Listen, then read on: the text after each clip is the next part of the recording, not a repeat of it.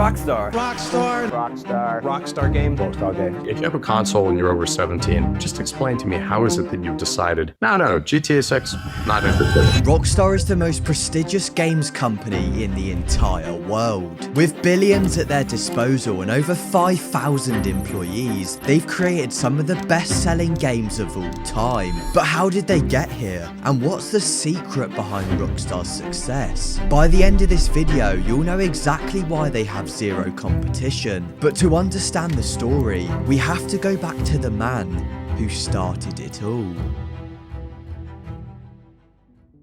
The story begins a full decade before the name Rockstar Games was ever spoken. In 1989 with an 18-year-old Sam Houser, who's just landed himself a job at BMG, a music company that works with the likes of Bruno Mars and Kylie Minogue. However, Sam wasn't going to be getting near them because he was working in the mailroom. But a few years later, and with the industry picking up, BMG ventured into video game publishing, and so they launched a new division, BMG Interactive. By this point, Sam had been at the company for 4 years, and so this was a golden opportunity. Not only was Sam obsessed with video games since day one, but he also envisioned them as the next big thing, with him as the pioneer. How did you get to computer games? Mostly nepotism.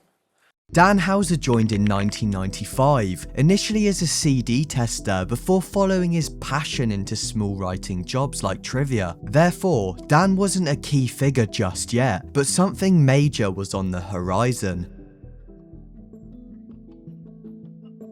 It's November 28th, 1997, and Grand Theft Auto has released, a top-down game with mixed reviews, which in honesty looked pretty outdated for the time. Originally, the name of the game was Race and Chase, a sort of police simulator with strict rules and regulations, limiting what you can and can't do. As you can imagine, this sounds boring and restrictive, so Sam flipped the idea entirely so players could experience life as a criminal. Remarkably, GTA sold more than 3 million copies, despite the news labelling it the most controversial game in a decade. Unfortunately, this brief success was overshadowed by a lack of profitability, and BMG Interactive was sold just 4 months later, and hence, Rockstar Games was born, founded by Sam, Dan, and 3 others, and they went on to produce GTA London and GTA 2, with Dan being the sole writer on each. However, everything changed in October of 2001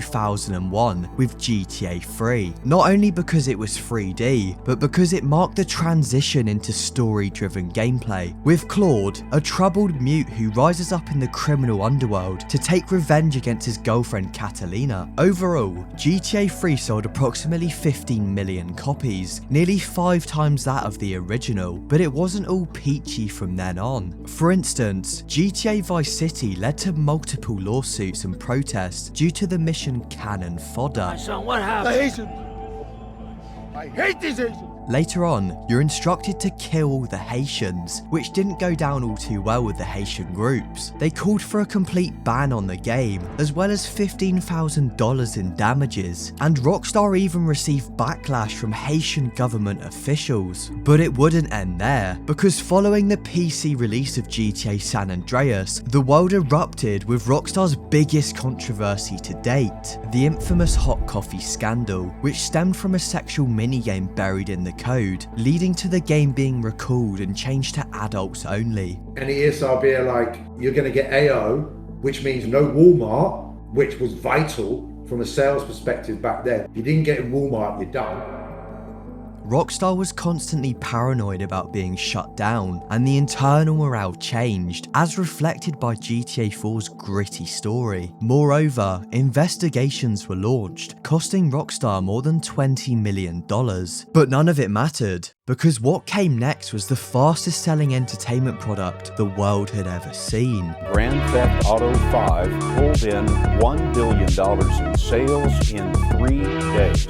No movie or music release has ever come close to that. with 14% of British men calling in sick, 225 million copies sold, and 10 billion in revenue. GTA 5 is the powerhouse of Rockstar, but it was all possible thanks to GTA Online. GTA Online released on October 1st, 2013, but unlike Rockstar's usual spectacle, it was shit. Many players couldn't connect to the servers, with some reporting their characters disappearing altogether, and it continued to be a broken, buggy mess for weeks, where 50% of your time was spent stuck in the clouds. However, in 2015, GTA Online began to flourish with the introduction of 5 new heists. For the first time, players had real in-depth missions with a nice payout at the end of it, and ultimately, after these heists didn't go to plan, it meant more sales for Rockstar. In essence, this was the turning point that GTA Online needed. Player counts surged, and several years later, it was still over 260,000 on Steam alone, generating close to $1 billion,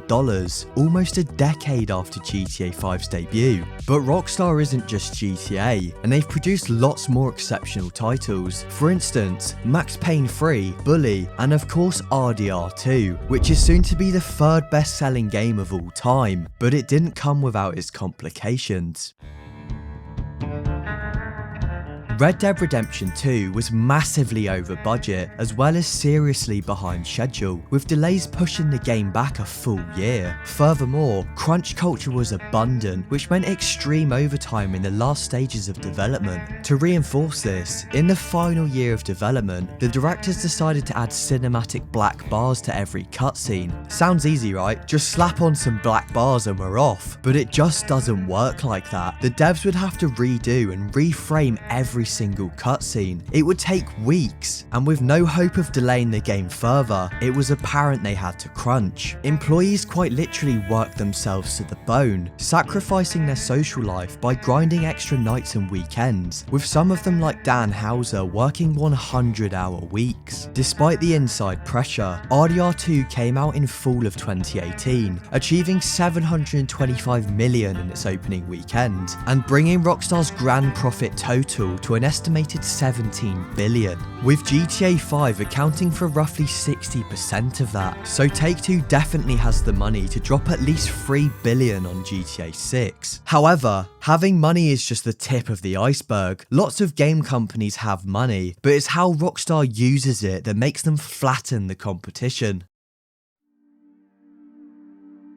Let's start with one simple question. How do you possibly make a game better than Red Dead Redemption 2? It seems like a monumental task, and it is, but Rockstar tackles this using the power of marginal gains. The process of breaking down a task into tiny components and optimizing each one, even just making everything 1% better, will leave you with a way more immersive experience. To explore this, let's look at their increasing attention to detail. In GTA San Andreas, the merch of Mad Dog and OG Locke is different prices based on their popularity. In GTA 5, I never realised that the backfire from cars can ignite gasoline, and that sweat patches form on your back as you run. But when it comes to RDR 2, it seems everyone knows about the horse balls shrinking in the cold. But did you know that pupils dilate depending on the light level and the time of day? Veins are more visible at higher temperatures, mud clings to your boots, and NPCs have daily routines, with shopkeepers counting their stock before the day ahead. These minuscule details are absolutely mind-blowing, because many of them you would never notice even after thousands of hours. But to transfer this to GTA 6, there is now photorealistic sunburn and hair that moves with fluid motion. In RDR 2, of course, your hair grows over time, so it wouldn't surprise me if this system is fleshed out even more. Potentially, Jason's hair flattens when it's wet, and maybe the hair colour appears darker too, just like in real life. And after swimming in the sea, does the hair dry to give you that wavy beach hairstyle? Rockstar's competition just doesn't have the passion or tools to do this, nor do they even try. We'll get to that, but first, make sure you subscribe so you don't miss any high quality videos like this.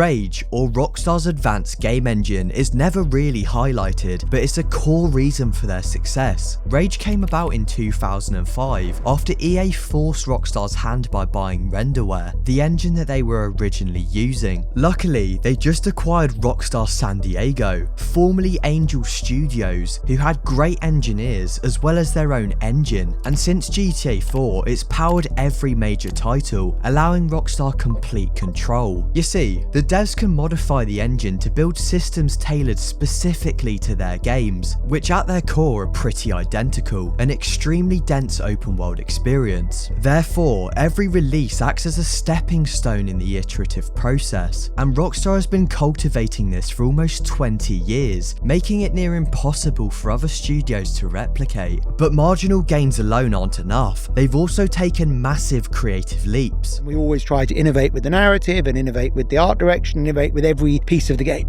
To put this into perspective, for GTA's 4 and 5, Dan spent years on research trips, patrolling with cops and even visiting prisons until he had months of notes. This process is what brought the game to life, along with the amazing team, which is split into 12 studios, with each specialising in various bits of development. Now, while we don't know the exact amount of people at each studio, the jump in employees is insane, from around 1,000 working on GTA 5, 3,800 on Red Dead Redemption 2, and allegedly over 6,000 people have worked on GTA 6, and if we times that number over 8 years, that's a lot of man hours. But lots of that time has been spent on technological upgrades. One example was the Euphoria physics engine that was first trialled in GTA 4. Surprisingly, most game studios avoided it because it's not plug and play. Instead, the code must be implemented in partnership with natural motion,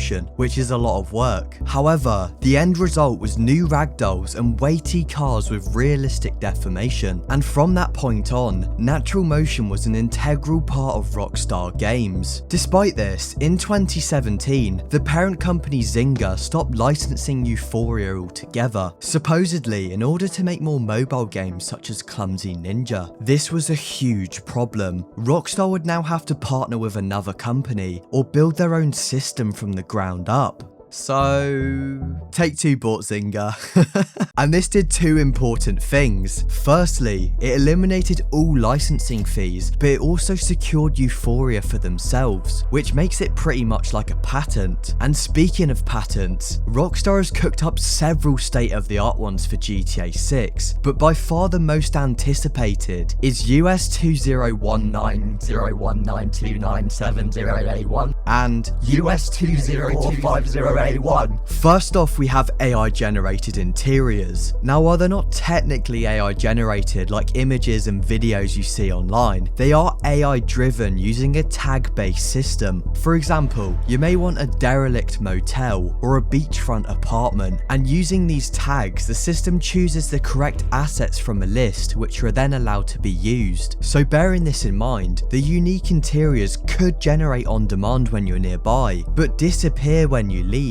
So now, the rumoured 70% enterable interiors seems plausible. Anyway, arguably the most intriguing pattern is the new NPC navigation, allowing for smarter traffic and pedestrians. NPCs will now use real-time data to sway their decision making. Namely, if it's foggy or raining, drivers may slow down, and if there's a vehicle blocking the road, NPCs exercise caution before driving around or even taking a detour, instead of, following a fixed path and driving off an overpass like in GTA 5. Ultimately, this is a factor in why GTA 6 has taken so long to make, because Rockstar are crafting new technology at the same time to provide us with the most elaborate experience imaginable. RDR2 had 500,000 lines of dialogue and 300,000 animations, and let's be honest, GTA 6 will have more, because no other company can literally force people to buy a console for a single game. So as you've definitely noticed, Rockstar are just competing with themselves, but it didn't used to be this way. Back in the early 2000s, there were actually a ton of competitors, the most recognisable of them being Saints Row, which originally released in 2006. The game was successful enough to warrant a sequel, with some calling it a masterpiece and the greatest game of all time. Nevertheless, Saints Row 2 definitely marked the peak of the series, because it was all downhill from there. The developers' volition lent into the absurdity way too much, in an attempt to differentiate themselves from being the GTA clone.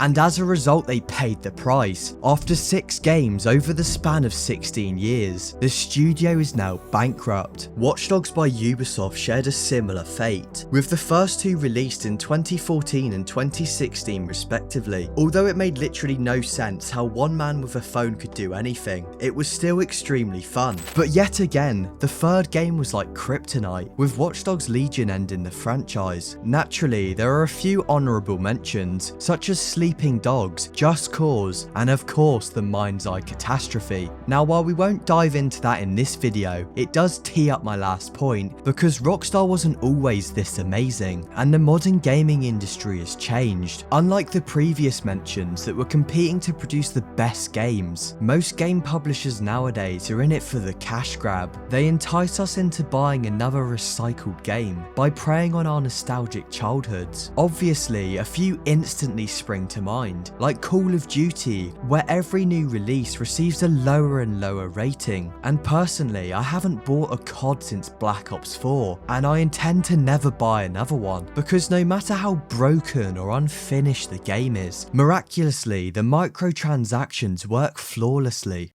Admittedly, what used to reel me in was FIFA. You reminisce about the old games, the soundtracks, and when you used to dominate with a cheap team. The new trailer draws you in with the feeling that this year will be different.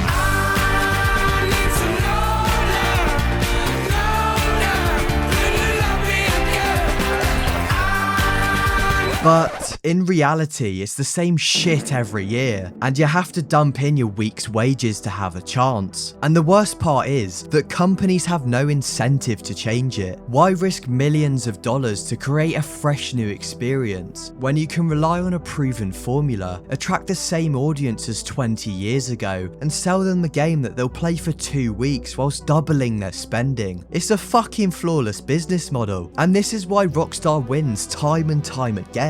GTA 3 reinvented open world games, San Andreas raised a generation, GTA 5 pushed consoles to their limits, and RDR2 left us with tears in our eyes. It's a perpetual cycle, or you could say a monopoly. Rockstar produces quality, which generates a ton of revenue, which then allows them to reinvest more every single time. So the fact that they have no competition makes perfect sense. However, what's left of Rockstar's heritage is remains. Michael Unsworth, a lead writer, is gone. Laszlo Jones and President Leslie Benzies have left, and of the 5 original co-founders, only Sam Houser is still around. So the question is, will Rockstar stay at the top, or will another game company take the throne?